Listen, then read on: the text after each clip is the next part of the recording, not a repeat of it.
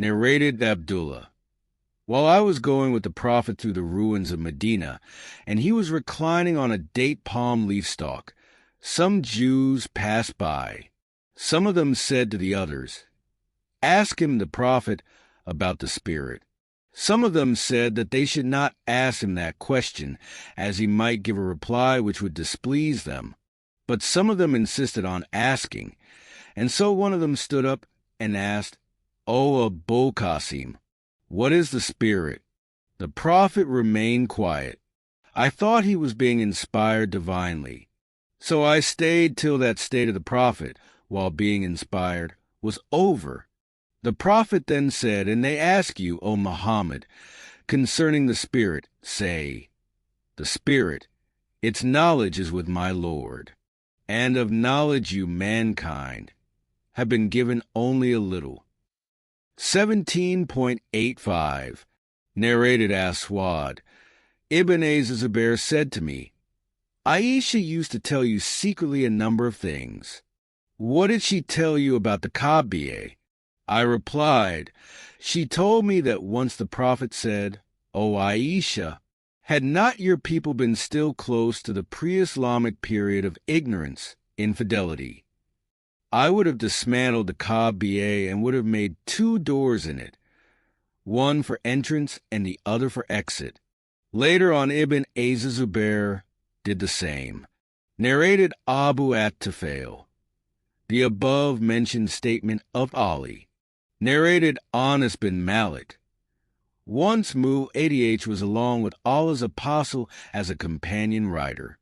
Allah's apostle said, "O Mu'adh bin Jabal." Mu'adh replied, "Labbaik and Sadiq." "O Allah's apostle." Again the Prophet said, "O Mu'adh." Mu'adh said thrice, "Labbaik and Sadiq, O Allah's apostle." Allah's apostle said, "There is none who testifies sincerely that none has a right to be worshipped but Allah and Muhammad is his apostle, except that Allah will save him from the hellfire."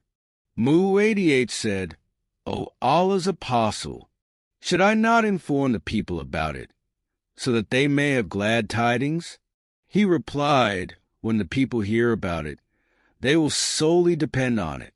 Then Mu'adh narrated the above-mentioned hadith just before his death, being afraid of committing sin by not telling the knowledge. Narrated Anas. I was informed that the Prophet had said to Mu'adh, "Whosoever will meet Allah without associating anything in worship with him will go to paradise." Mu'adh asked the Prophet, "Should I not inform the people of this good news?" The Prophet replied, "No, I am afraid, lest they should depend upon it absolutely." Narrated Salama. Sulaim came to Allah's apostle and said, "Verily, Allah is not shy of telling you the truth.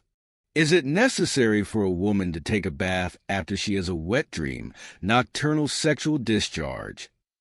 The Prophet replied, "Yes, if she notices a discharge."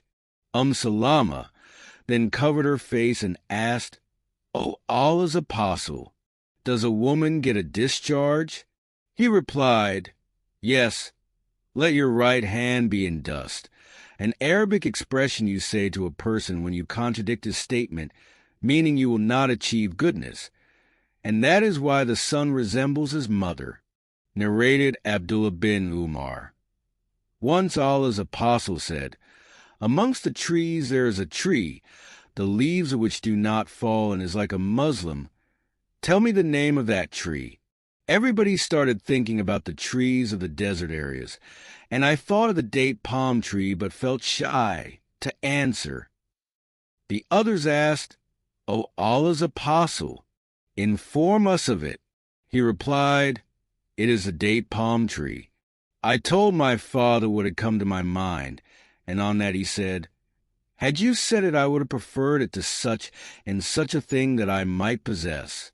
Narrated Ali.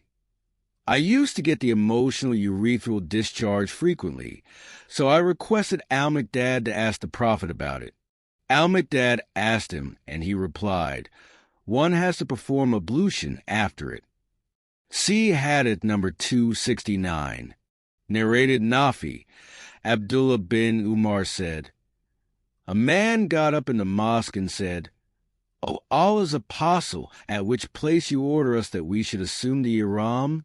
Allah's apostle replied, 'The residents of Medina should assure the ihram from Dil Hulayfa, the people of Syria from Al-Jufa, and the people of Najd from Karn.'"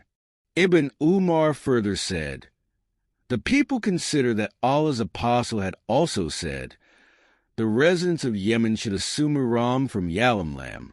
Ibn Umar used to say, "I do not remember whether Allah's apostle had said the last statement or not." Narrated Ibn Umar, a man asked the Prophet, "What kinds of clothes should a muhrim, a Muslim intending to perform Umrah or Hajj, wear?" He replied, "He should not wear a shirt, a turban, trousers, a head cloak, or garment scented with saffron or wars, kinds of perfumes. And if he has no slippers, then he can use cuffs, socks made from thick fabric or leather, but the socks should be cut short so as to make the ankles bare. See Hadith number 615, Volume 2.